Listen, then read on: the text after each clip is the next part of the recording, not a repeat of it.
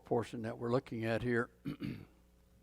And I hope that you're paying close attention and going to see some of the connections. So I think we left off on verse 4, Leviticus 25:4. Says, "But in the 7th year shall be a Sabbath of rest unto the land, a Sabbath for Yahweh. Thou shalt neither sow thy field nor prune thy vineyards. That which grows of its own accord of that harvest thou shalt not reap, neither gather the grapes of the vine undressed, for it is a year of rest unto the land." Well, this is such a foreign idea, particularly today, that a farmer would rest his land and not grow anything on it. You're going like, oh man, with all of our modern technology of farming, with all the equipment, tractors, and on and on and on and on, and the seed that has been modified, and the fertilizer that's being put in the land, that we can just maximize everything that's in our land, make it grow, and first one thing and another. And yet Father says, hey, wait a minute. This 7th year, I don't want you to plant nothing on this land. I want you to let it grow, let's rest. But sometimes, us men think we know more than God knows. But just think, all of these things were grown without all of modern day fertilizations and all these types of things. Because what? The promise was, God promised them, says, if you will keep my commandments, I will increase your harvest. I will protect your homes. I will make your herds large and big, and all of these different types of things. We didn't have to run out and find some fertilizer and put on it. He says, I'm going to take care of all that for you. But we have gone away from God's law everywhere. Going on in Leviticus 25:6.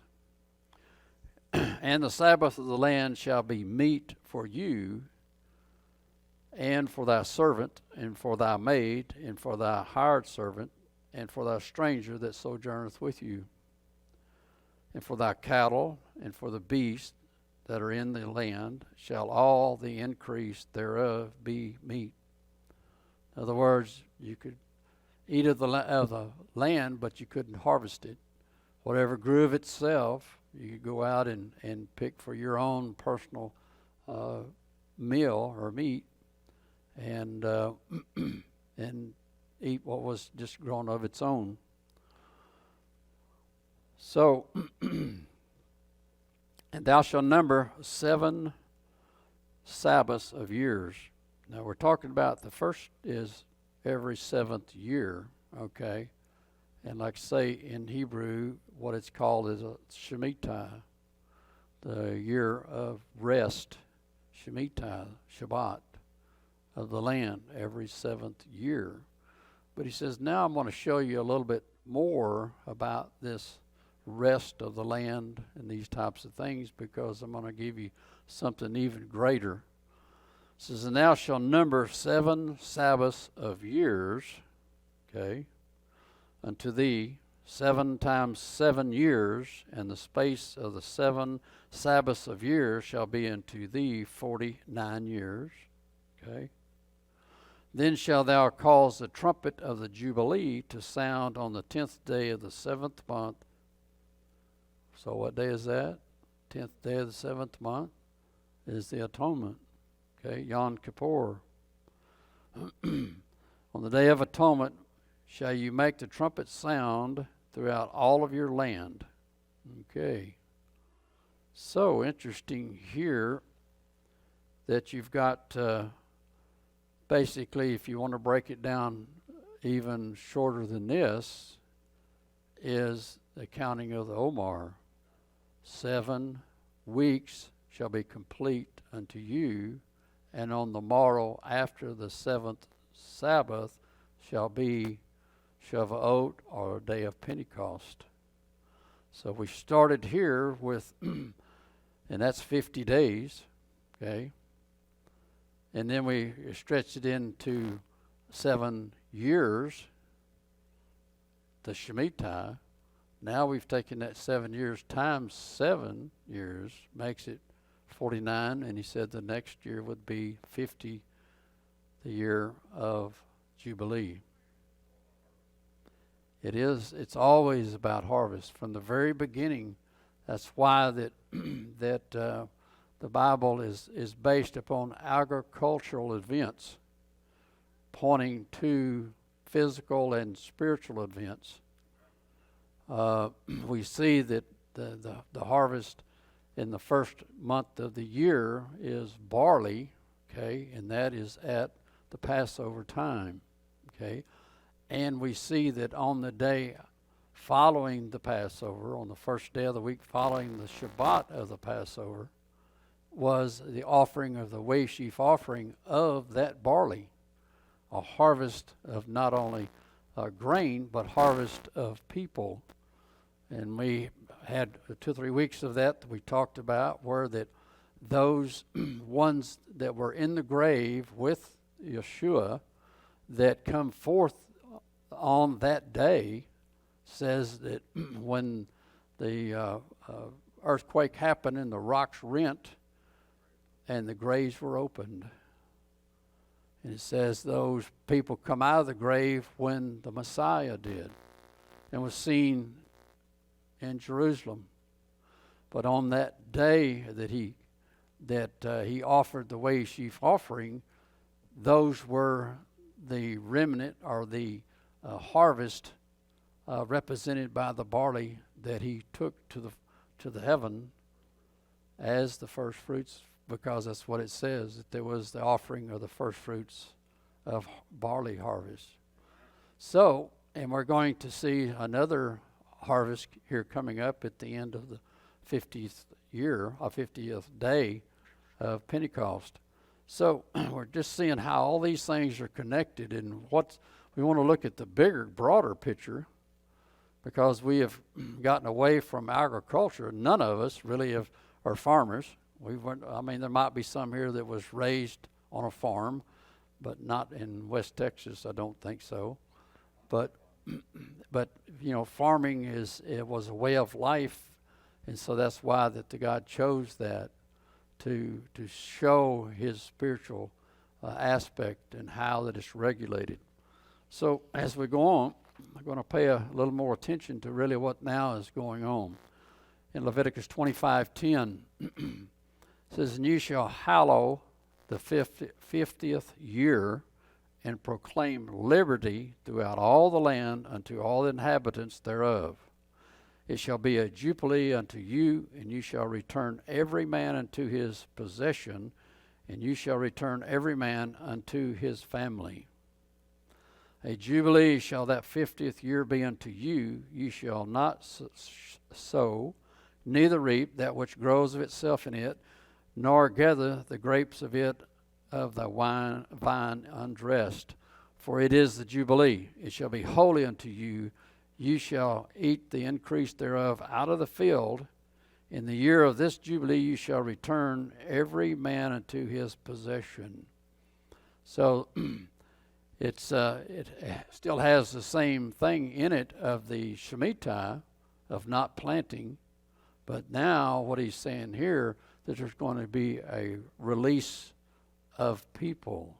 All the people that have sold themselves for debt or whatever it might be, or maybe leased their land. The land could only be leased for 50 years at the most.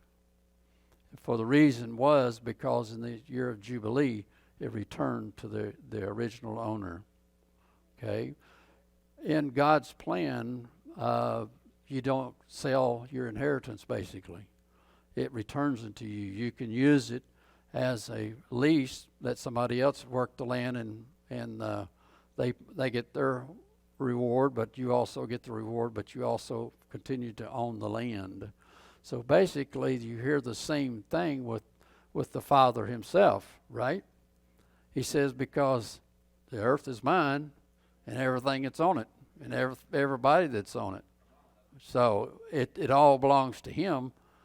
and it is all going to go back to him. This is one of the various things that we saw that Yeshua, when he stood up in the synagogue, and they handed him the Torah scroll of Isaiah, which is kind of interesting because when you do these Torah portions, there is also what they call the Haftorah, which is the reading from the prophets, and and it shows in the prophets how the same thing that took place back here. So interesting how you could look back and see he handed him a Haftorah reading. He handed him the Isaiah scroll to read. And of course, in the Isaiah scroll there, Isaiah 61, it shows that he read the very thing that we're talking about right here, the Jubilee. And he says, I have come to set the captives free. So it's a good indication that that was actually a Jubilee year. Now, what he stopped, if you remember, halfway through, and he says, this day, this has been fulfilled in your ears. But the rest of the thing was the actual, the dreadful day of the Lord's coming. Judgment at the end of all these Jubilees, okay?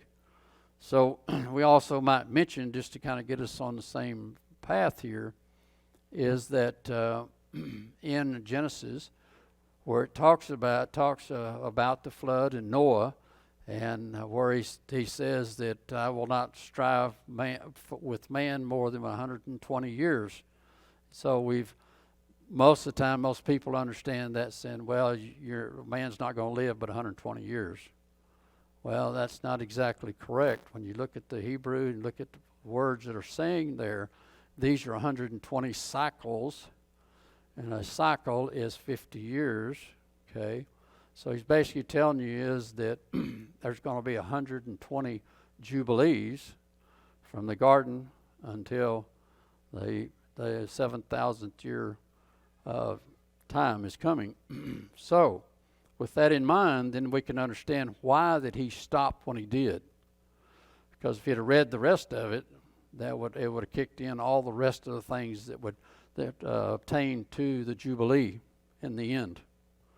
Okay, and that's been one of the things, even in Israel today, there's not a total understanding of where is the Jubilee? When is it? Is it today, tomorrow? Where is it? When is it? And there's some that have made connections with the dates of the Balfour Declaration and 1967, the war, and these types of things. It's interesting to really figure out when that 120th Jubilee is to be. But we also know that in Genesis, when we read about the creation of the world, that he created the world in 6 days, and he rested that seventh day, that those are also, because in other parts of Scripture talks about a day has 1,000 years with the Lord. So we can see the connection here that those 6 years of 6 days of creation represent 6,000 years, okay? And that 7,000th year is that millennium that's talked about in Revelation.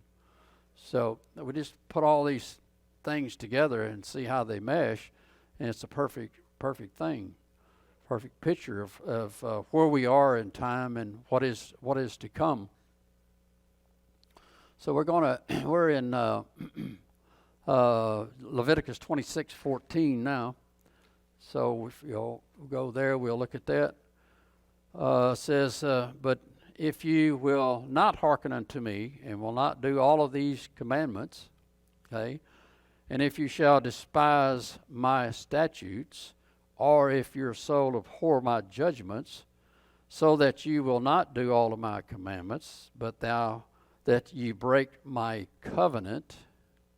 See, that's the thing that we don't truly understand, what we've not really been able to see in the preaching of the word is this covenant we want to say, well, it's a new covenant now, and that's all gone, and Yeshua fulfilled all of that, and so on and so forth. But we know that our covenant is forever. Okay? That's the whole idea of a covenant. Just like marriage is a covenant. Just like baptism was a covenant, so on and so forth. Circumcision is a covenant. So these are not to be done away with or to pass away. And he says the only reason that covenant, they said there was nothing wrong with the covenant in Hebrew. He says it was with the people was the problem. So we don't want to be that same people that have a problem with God's covenant, and we don't say, well, we don't nothing with your covenant. We just want all the good things, and we'll be all right. So, all right, so we're going to go on in Leviticus 26:16. I also will do this unto you. I will even appoint over you a terror, consumption, and the burning ague, that shall consume the eyes, and shall cause sorrow of the heart, and ye shall sow your seed in vain, for your enemies shall eat it. Sow your seed in vain. Well, you're looking at two seeds, right? The seed, physical seed, because that was one of the things that he promised them. And he told them, he says, if you'll keep these Shemitahs and things, my seed will continue to multiply and raise. You could raise grain and stuff and eat what's raised of its own. But he's talking about that seed of the woman. Okay, that seed is the Messiah. That promised seed that he promised mankind from the Garden of Eden. He said, there will be this seed of the woman. Okay, so that's the seed that we really want to look at, because as we walk in his provisions and his commandments, then our own personal seed is going to multiply, right? All right, so as we go on to Leviticus 26:31, and I will make your cities waste and bring your sanctuaries unto desolation, and I will not smell the savor of your sweet odors. It says, I will not accept your worship. Have you ever thought about that? It's a pretty scary thought when you think that you're worshiping, but he says you worship sometimes in vain. You know, that's what he accused and told the Pharisees. He says, you worship me in vain, doing the commandments of man instead of me. So you're worshiping me in vain. That's not going to do you any good. So it says, and I will bring the land into desolation, and your enemies will dwell therein, shall be astonished at it. And I will scatter you among the heathen, and will draw out a sword after you, and your land shall be desolate, and your cities waste. Then shall the land enjoy her Sabbaths, okay, as long as it lies desolate. And you be in your enemy's land, even then shall the land rest and enjoy her Sabbaths. Wow. So pretty important that the land enjoy a Sabbath or have a Sabbath of rest. That's one of the commandments, just like he commands us to rest every seventh day, not to work and not to be tied up in worldly things, but to rest physically and spiritually on his Shabbat day.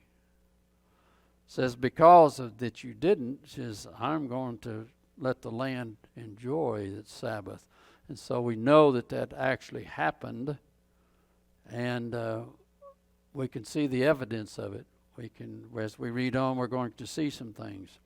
And as long as it lieth desolate, it shall rest, because it did not rest in your Sabbaths when you dwelt on it. Okay?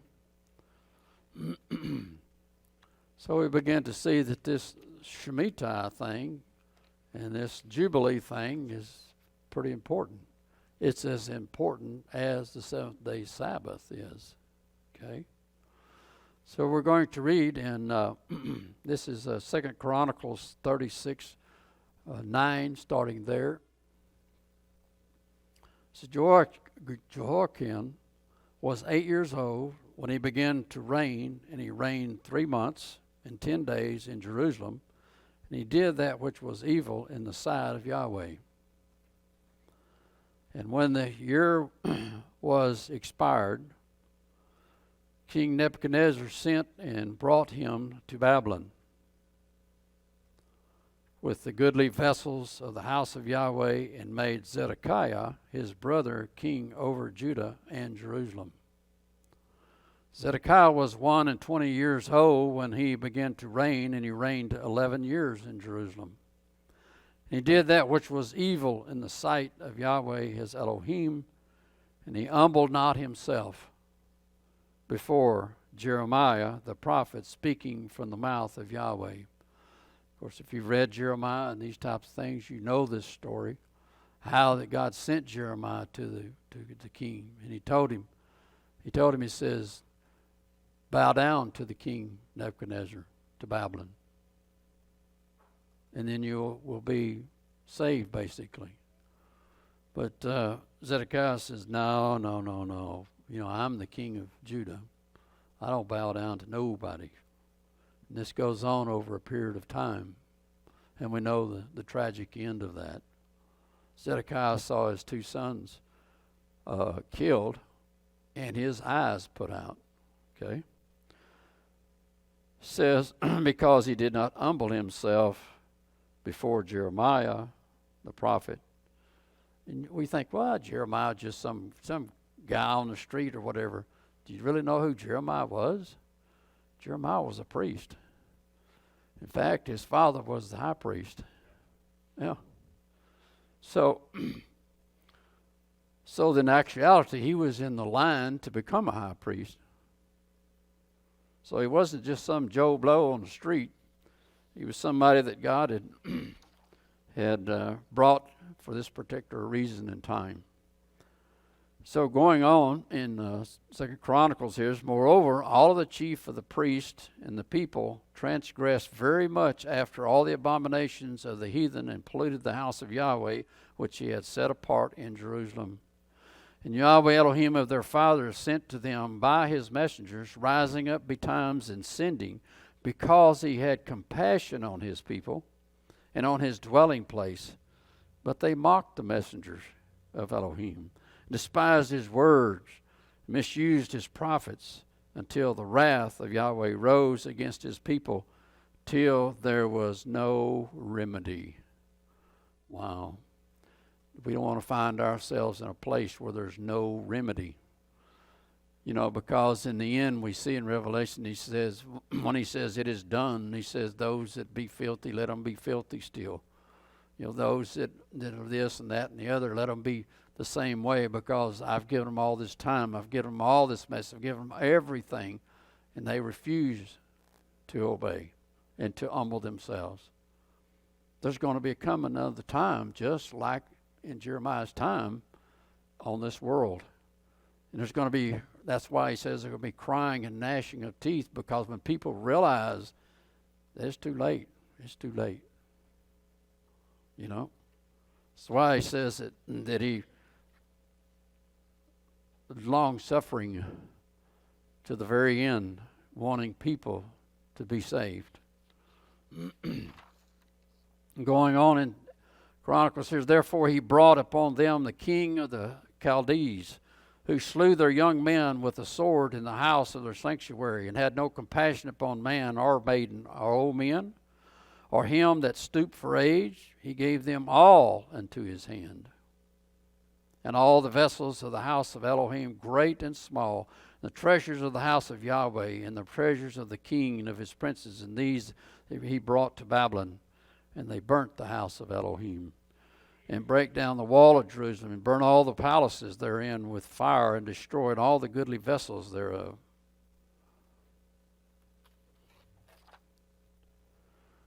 And them that had escaped from the sword carried he away to Babylon, where that they were servants to him and his sons until the reign of the kingdom of Persia, to fulfill the word of Yahweh by the mouth of Jeremiah, until the land had enjoyed her Sabbaths. For as long as she lay desolate, she kept Sabbath to the full 3, 4, and 10th year, 70 years lay desolate for 70 years until through the king of Persia that he had Ezra and Nehemiah to go back and start the rebuilding of Jerusalem. In Jeremiah 25:11, we're going to read some more. "And this whole land shall be a desolation and an astonishment, and these nations shall serve the king of Babylon 70 years. Interesting that after this, when they sent, after the 70 years, they went back to Jerusalem and rebuilt the temple. Ezra and Nehemiah set up the walls and set up true worship. But we see that even after that point, there was some that wanted to continue the old ways, even to the desecration of the Shabbat. We can read it in Ezra, the last part of Ezra there. He said, when he built the walls and everything, he said there was these merchants, these heathen merchants that was coming and going on the Shabbat and selling goods and all these types of things.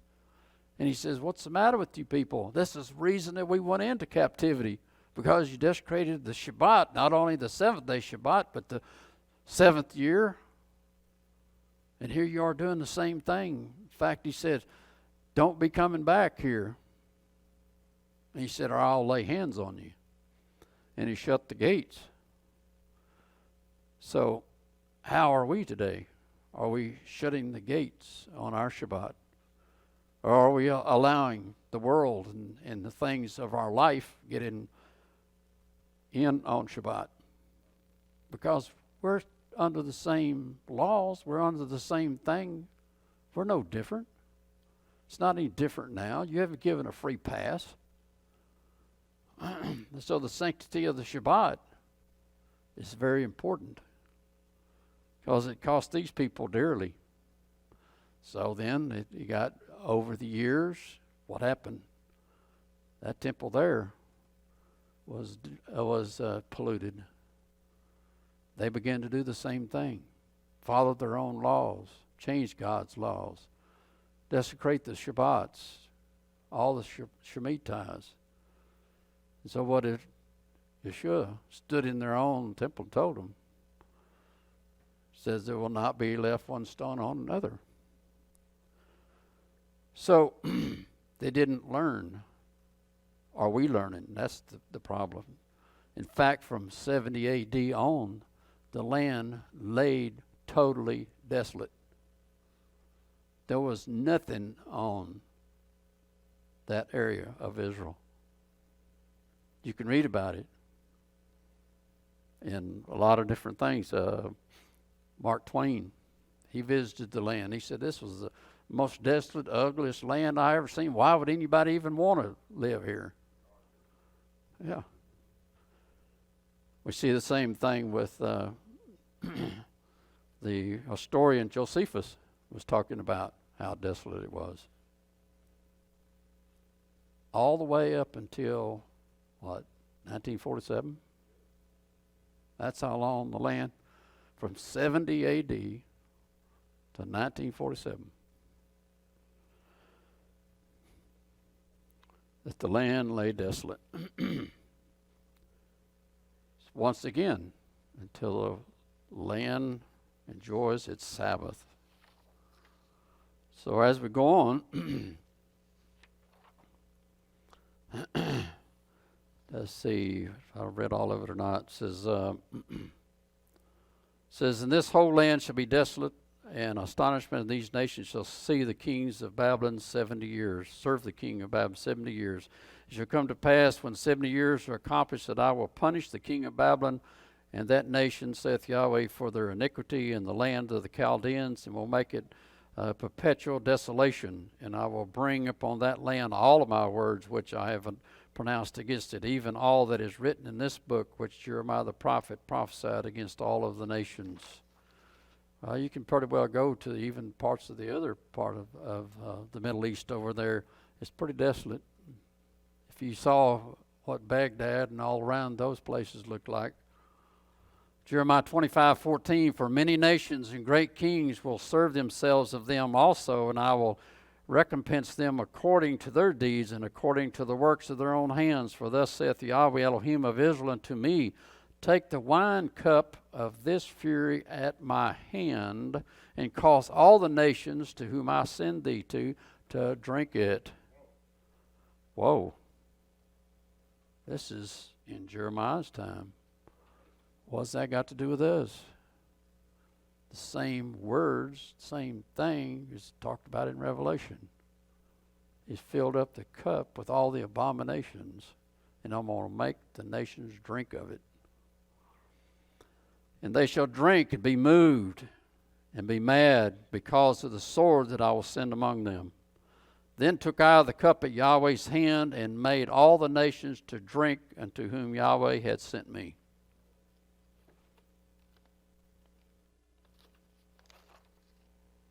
And it shall be, if they refuse to take the cup at thine hand to drink, then shalt thou say unto them, thus saith Yahweh of hosts, ye shall certainly drink, either willingly or I'm going to pour it down you. For lo, I begin to bring evil on the city which is called by my name, and should you be utterly unpunished, shall not be unpunished, for I will call for a sword upon all the inhabitants of the earth, saith Yahweh of hosts. All the inhabitants of the earth, not just Jerusalem. We'll start in Jerusalem, but it's going to be the whole earth. Therefore prophesy thou against them all these words, and say unto them, Yahweh shall roar from on high, and utter his voice from his holy habitation. He shall mightily roar upon the habitation. He shall give a shout as they that tread the grapes against all the inhabitants of the earth. What does it say in Revelation? Throw the grapes, and he tread the grapes until the blood come out to the depth of the horses' bridles. This is prophecy in action. You saw it actually happen. Now you're going to see it happen again. The very same thing as Jeremiah goes on. A noise shall come even to the ends of the earth. For Yahweh hath a controversy with the nations. He will plead with all flesh. He will give them that are wicked to the sword, saith Yahweh. Has a controversy with all nations. Don't we see that going on?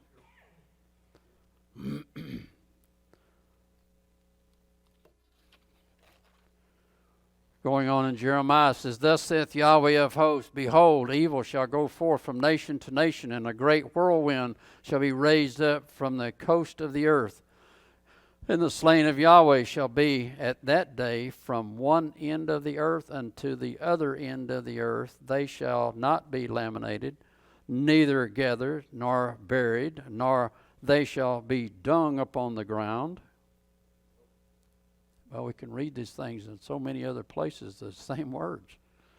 Howl, you shepherds, and cry, and wallow yourselves in the ashes, you principals of the flock, for the days of your slaughter and of your dispersions are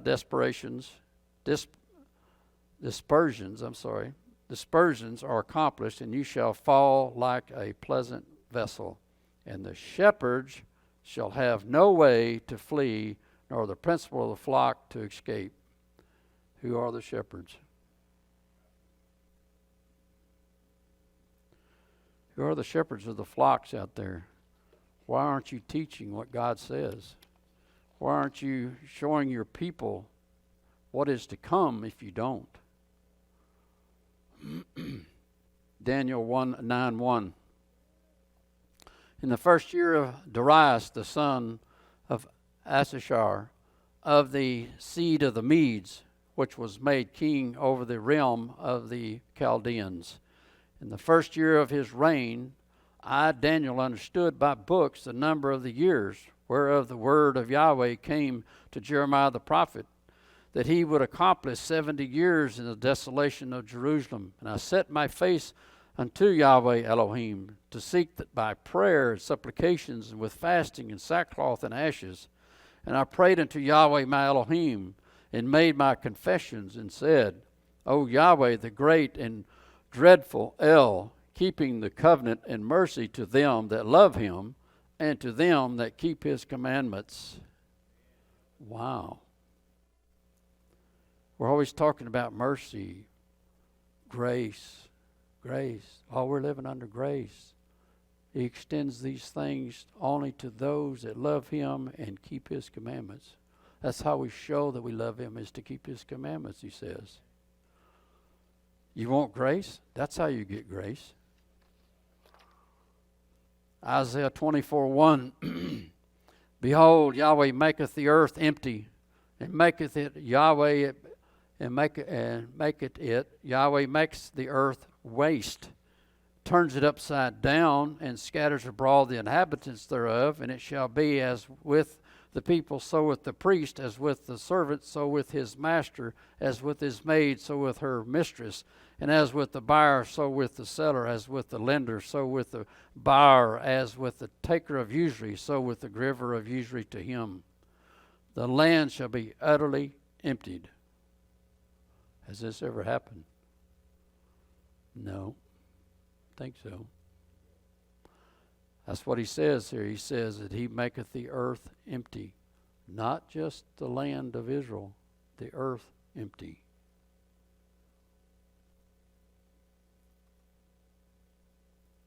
The land shall be utterly emptied and utterly spoiled, for Yahweh hath spoken his word. The earth mourneth and fadeth away. The world languished and fadeth away. The haughty people of the earth do languish. The earth also is defiled under the inhabitants thereof, because they have transgressed the law, changed the ordinance, and broken the everlasting covenant. That's why. Same thing fell to Israel. Same thing is going to fall on the whole world. Because that they transgressed his law, and they changed the ordinances and broken the everlasting covenant. He's going to empty the world, empty the land, the earth. We might say, well, when is all this going to happen? Or has it happened? Or will it happen?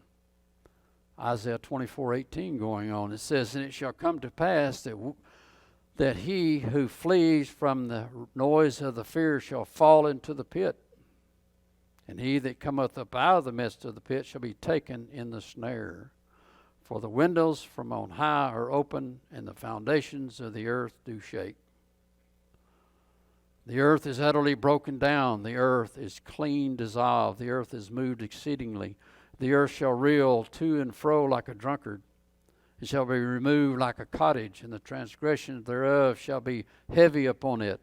And it shall fall, and not rise again.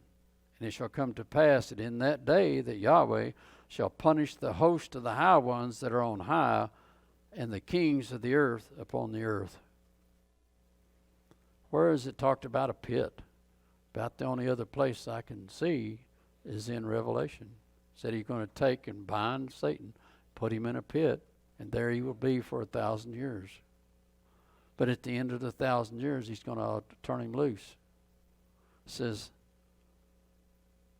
says, and he that cometh up out of the midst of the pit shall be taken by the snare. Because we see what happens after he comes out of the pit.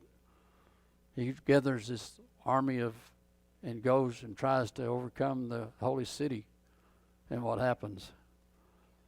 He is burnt up with fire. So we got Revelation language back here, way back here in Isaiah's time. It says, this is Jeremiah 4:22. For my people is foolish. They have not known me. They are foolish children, and they have none understanding. They are wise to do evil, but to do good they have no knowledge. I beheld the earth, and lo, it was without form and void in the heavens, and they had no light. I beheld the mountains, and lo, they trembled, and all the hills moved lightly. And I beheld, and lo, there was no man, and all the birds of the heavens were fled. Wow. Is this a picture of the earth during the 1,000-year millennium? A lot of people don't see it this way. They see it that there's going to be a kingdom here on this earth this 1,000 years. Satan's going to be bound in a pit, so he can't go out and tempt anybody. How does that work? Has it ever been that way before?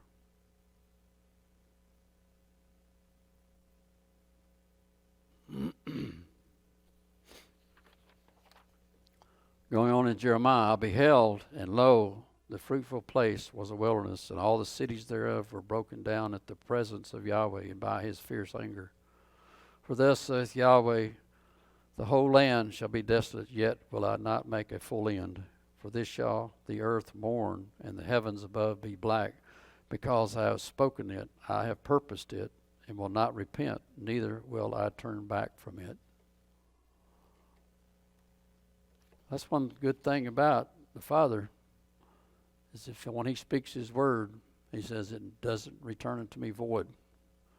I don't change my mind like man does.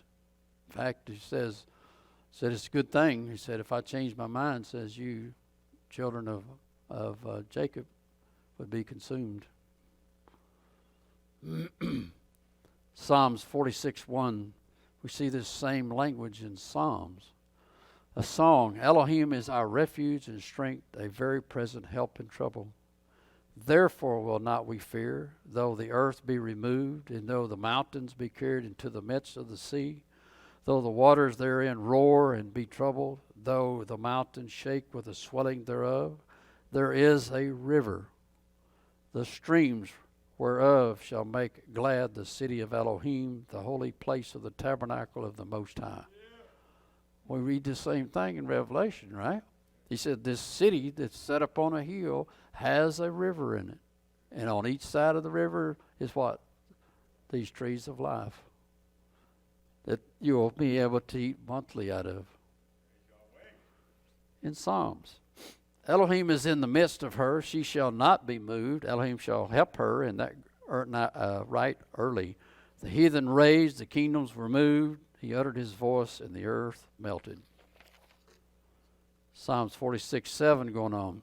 Yahweh of hosts is with us. The Elohim of Jacob is our refuge.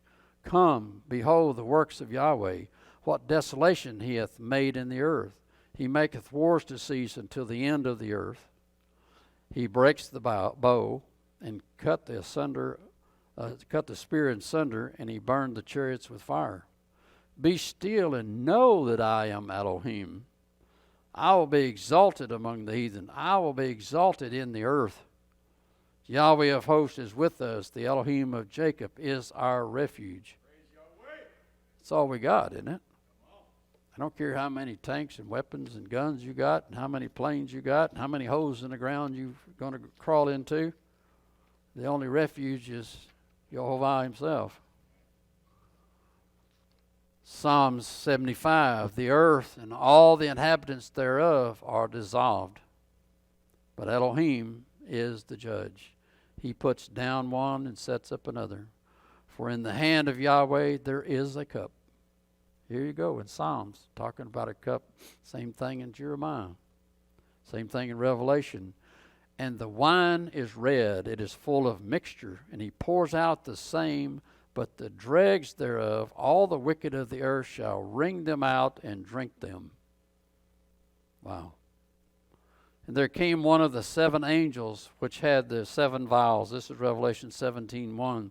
And talked with me, saying unto me, Come hither, I will show unto thee the judgment of the great whore that sitteth upon many waters, with whom the kings of the earth have committed fornication, and the inhabitants of the earth have been made drunk with the wine of her fornication.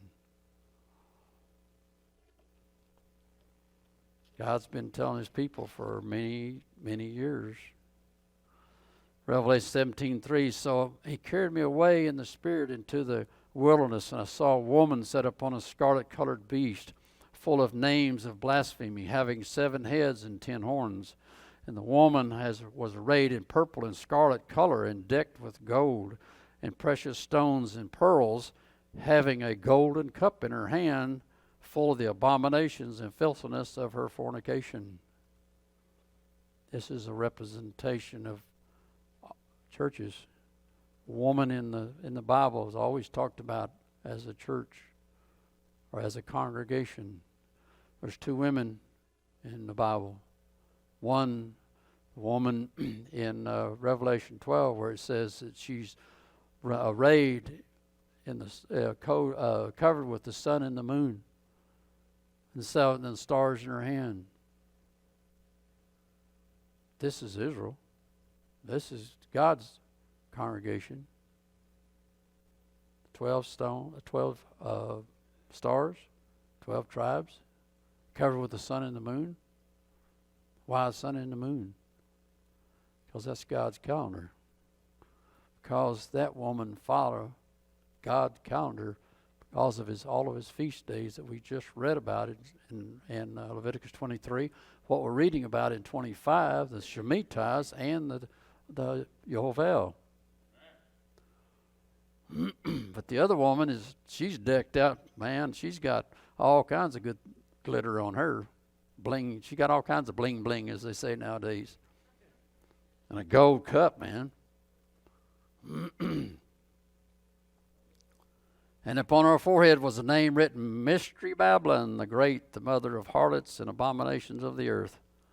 And I saw the woman drunken with the blood of the saints and with the blood of the martyrs of Yeshua. And when I saw her, I wondered with great admiration, who is this and what is going on? This is in Revelation 20 verse 1. Then I saw an angel come down from heaven, having the key of the bottomless pit and a great chain in his hand. He laid hold on the dragon, that old serpent, which is the devil and Satan, and bound him 1,000 years, and cast him into the bottomless pit, and shut him up, and set a seal upon him, that he should deceive the nations no more, until the 1,000 years should be fulfilled. And after that he must be loosed a little season.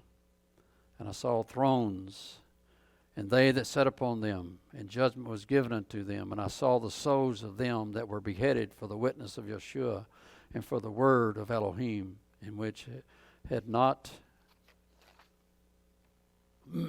worshipped the beast, neither his image, neither had received his mark upon their foreheads or in their hands. And they lived and reigned with the Messiah 1,000 years. 1,000 years, millennium, reigned, lived with. It says, but the rest of the dead lived not until the 1,000 years were finished. Who are these dead? What does it say when the Messiah comes in the clouds of heaven? It says the brightness of his coming will destroy those that are wicked, and those that are his will meet him in the clouds. So these ones that are destroyed at his coming are there to be not to be resurrected until 1,000 years later. So if all the wicked are dead and the righteous live with him, there's really nothing left. You know, it would be a reasoning, why would there need to be anything going on to save mankind during that 1,000 years? Because only those that when he come are taken are with, and I'm not talking about a rapture, but that are with the Messiah, and the others are dead until the 1,000 years is ended. Some things to ponder on and to look at and to put the scriptures together with. I know that there's many that see it the other way. Many see it that there's going to be a second chance during these 1,000 years. I don't know. says, but the rest of the dead live not again until the 1,000 years were finished. This is the first resurrection. Blessed and holy is he that hath part in the first resurrection. Such a second death hath no power, but they shall be priests of Elohim and of the Messiah, and shall reign with him 1,000 years.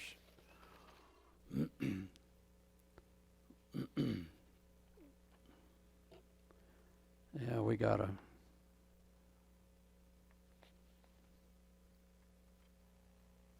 see what happened right here.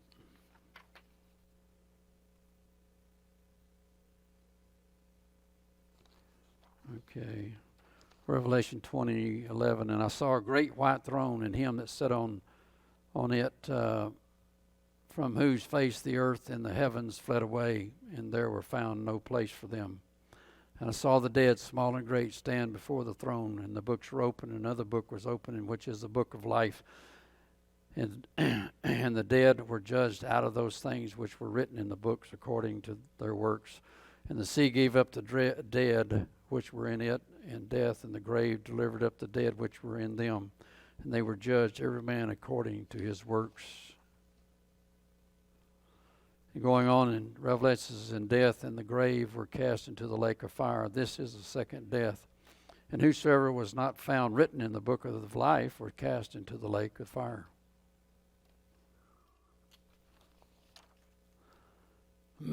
And I saw a new heaven and a new earth. For the first heaven and the first earth were passed away, and there was no more sea. And I, John, saw the holy city, New Jerusalem, coming down from Elohim out of heaven, prepared as a bride adorned for her husband. And I heard a great voice out of heaven saying, Behold, the tabernacle of Elohim is with the men, and he will dwell with them, and they shall be his people, and Elohim himself shall be with them and be their Elohim.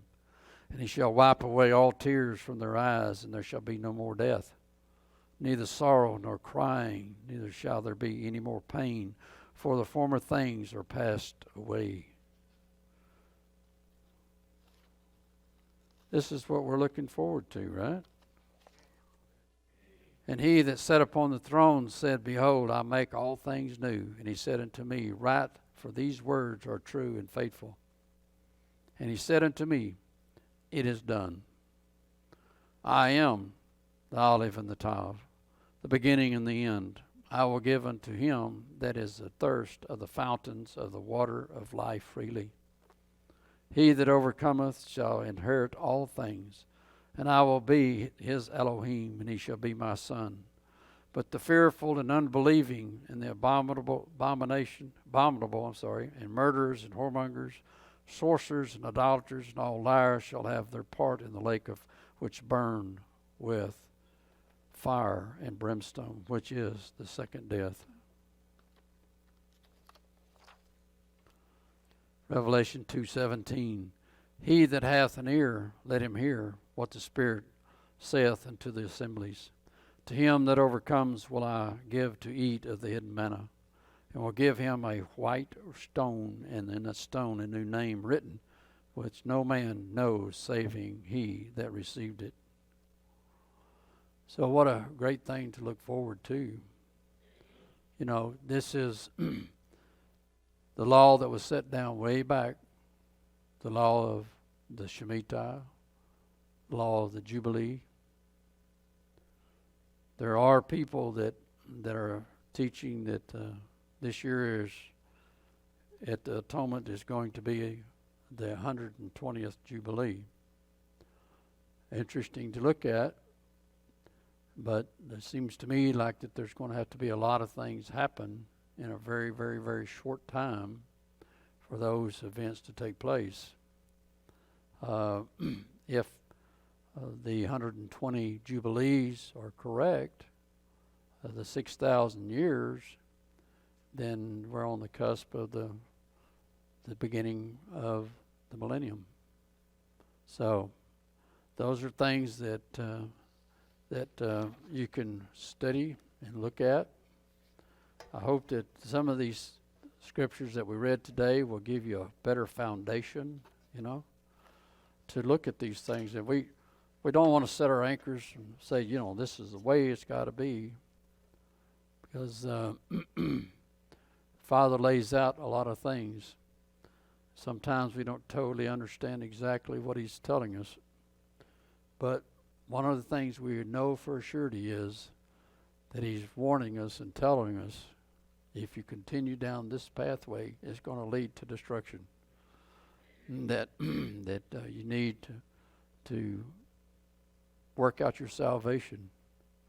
Don't depend on anybody. Don't depend on me or anybody else. You get in that word and you study and you read it. You make the coalitions and you pray to him earnestly that he gives you understanding. Because he will give you understanding, and you don't necessarily have to get on the YouTube and look at all these different people saying this and that and the other.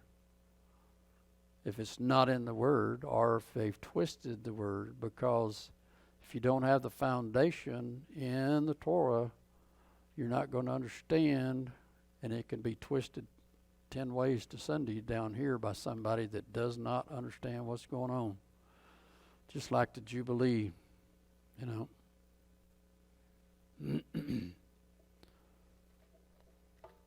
So, we looked at first, it says from paradise lost to paradise found. And that's where we want to go. That paradise found is in the new earth made new, the new Jerusalem, and the garden there once again established, that we may eat of that tree of life and live forever with the Father. So I want to say Shabbat Shalom to everyone. I know it went a little long, but I hope that we maybe looked at some things we hadn't looked at before, or these types of things. So we hope that you have a good Shabbat, and that you look into these things. There is some information being put out about the Shemitahs and these types of things. Jonathan Kahn has a couple of books about the Shemitahs, which is really good. I don't know if we totally can say everything he says is correct, but these are things that we're all digging at, we're all looking at, we're all asking the Father for understanding, and because these are events that will, I think, take place in our lifetime. So, and I know that that's been said many times during the 2,000 years since Messiah was here, but that day's got to come, because he said it would, right? So, Shabbat Shalom to everyone.